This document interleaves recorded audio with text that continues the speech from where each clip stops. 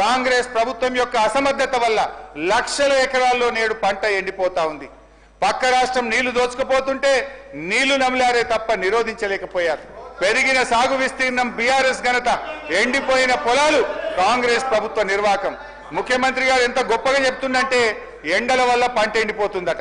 పంటలు ఎండుతున్నది ఎండల వల్ల కాదు, ఈ ప్రభుత్వం యొక్క నేరపూరిత నిర్లక్ష్యం వల్ల ఈ రాష్ట్రంలో పంటలు ఎండుతా ఉన్నాయి.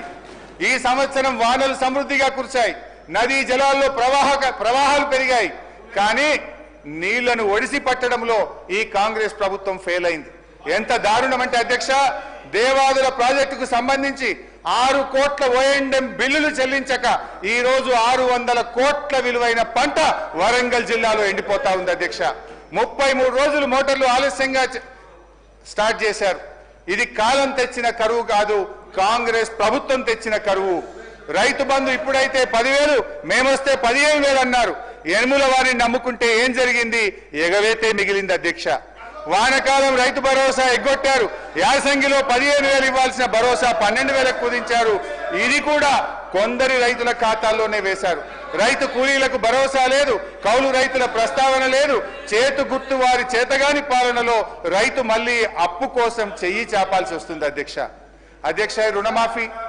రుణమాఫీ అధ్యక్ష, స్టేట్ లెవెల్ బ్యాంకర్స్ మీటింగ్ లో సంపూర్ణ రుణమాఫీకి ఎంత కావాలంటే 49,500 కోట్ల రూపాయలని చెప్పారు. ఆ రోజు ముఖ్యమంత్రి గారు చాలా గొప్పగా చెప్పారు.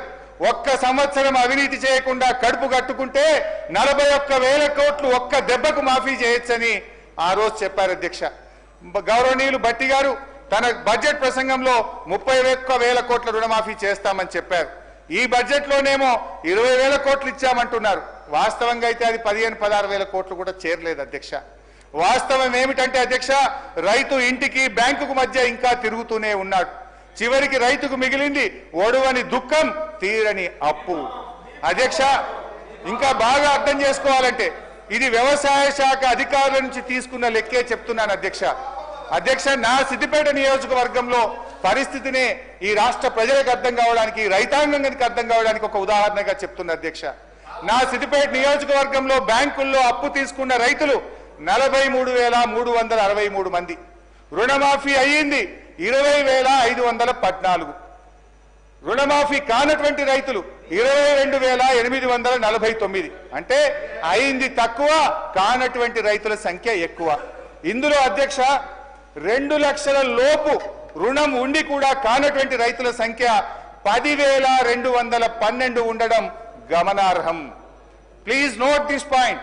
2 లక్షల లోపు రుణం ఉండి కూడా మాఫీ కానటువంటి రైతులు ఒక్క నా సిద్దిపేట నియోజకవర్గంలో 10,212 మంది ఉన్నారు అధ్యక్ష. కానీ ప్రభుత్వం ఇంకా రుణమాఫీ అయ్యేపోయిందని చెప్తున్నారు అధ్యక్ష.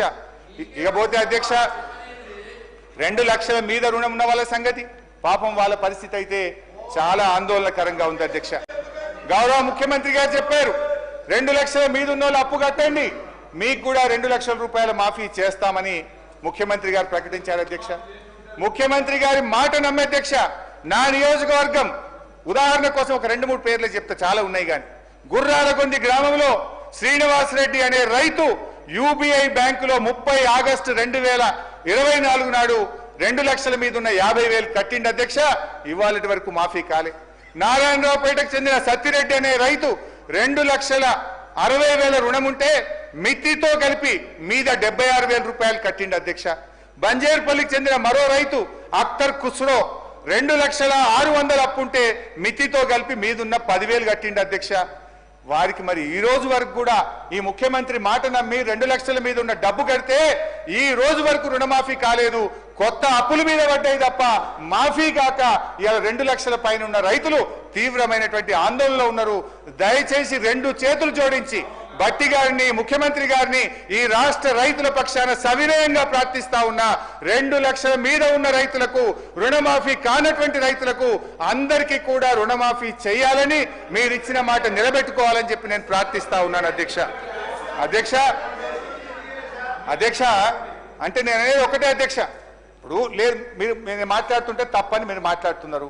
నేను భట్టి గారిని అడుగుతున్నా,